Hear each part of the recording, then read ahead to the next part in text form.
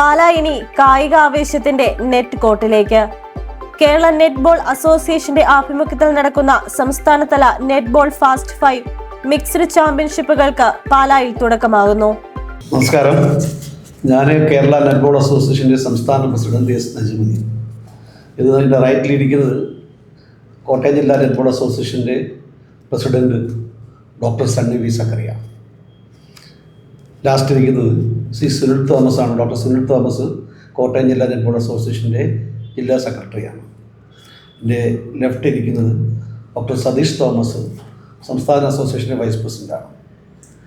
ഈ പത്രസമ്മേളനം കൊണ്ട് ഉദ്ദേശിക്കുന്നത് ഇന്നും നാളെയും മറ്റന്നാളുമായി Pala Saint Thomas Higher Secondary സ്കൂളിൻ്റെയും Saint Thomas College of Teacher എഡ്യൂക്കേഷൻ്റെയും സഹകരണത്തോടുകൂടി കോട്ടയം ജില്ലാ നെറ്റ്ബോൾ അസോസിയേഷനും അതോടൊപ്പം തന്നെ സംസ്ഥാന നെറ്റ്ബോൾ അസോസിയേഷൻ്റെയും ആഭിമുഖ്യത്തിൽ 4ാമത് സംസ്ഥാന ഫാസ്റ്റ് 5 സബ് ജൂനിയർ നെറ്റ്ബോൾ ചാമ്പ്യൻഷിപ്പും അതോടനുബന്ധിച്ച് 2ാമത് മിക്സഡ് സബ് ജൂനിയർ നെറ്റ്ബോൾ കോമ്പറ്റീഷനും സംഘടിപ്പിക്കപ്പെട്ടിരിക്കുകയാണ്.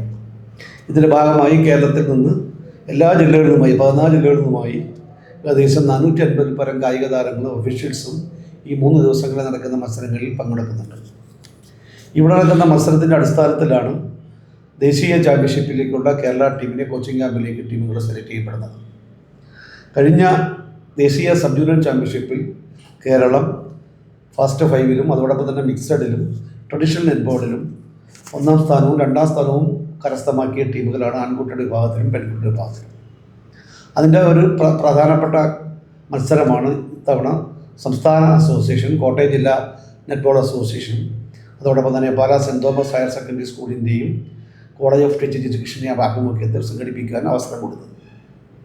ഈ മത്സരങ്ങൾ ഇന്ന് വൈകുന്നേരത്തോടുകൂടി 3 മണിയോടുകൂടി ആരംഭിച്ച് ഞായറാഴ്ച ഇരുന്ന് 11 മണിയോടുകൂടി സമാപിക്കുന്ന രീതിയിലാണ് അറേഞ്ച് ചെയ്തിരിക്കുന്നത്.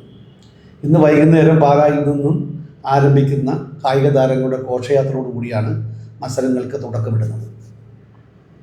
മറ്റന്നാൾ ഞായറാഴ്ച ഇരുന്ന് 11 മണിക്ക് ഫൈനൽ മത്സരത്തോടൊപ്പം തന്നെ സമ്മാനദാനവും സംഘടിപ്പിക്കപ്പെടുന്നതാണ്.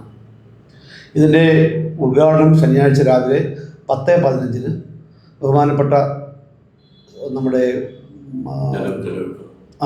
ജലവകുപ്പ് മന്ത്രി ശ്രീ റോഷി അഗസ്റ്റിനാണ് നിർവഹിക്കപ്പെടുന്നത്. തദവസരത്തിൽ മാണി സി കാപ്പൻ MLA അതോടൊപ്പം തന്നെ school manager reverend doctor Jose Kakkillil അനുഗ്രഹ പ്രഭാഷണവും പാലാ മുനിസിപ്പൽ ചെയർപേഴ്സൺ കുമാരി ദിയ ബിനു പുളിക്കണ്ടം ആമുഖ പ്രഭാഷണവും നടത്തുന്നതാണ്.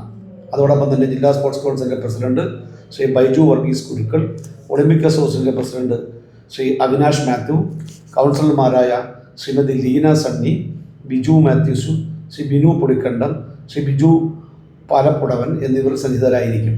4ാം തീയതി നടക്കുന്ന സമാപന സമ്മേളനത്തിൽ ബഹുമാനപ്പെട്ട ജോസ് കെ മാണി MP വിജയികൾക്ക് ട്രോഫികൾ സമ്മാനിക്കും.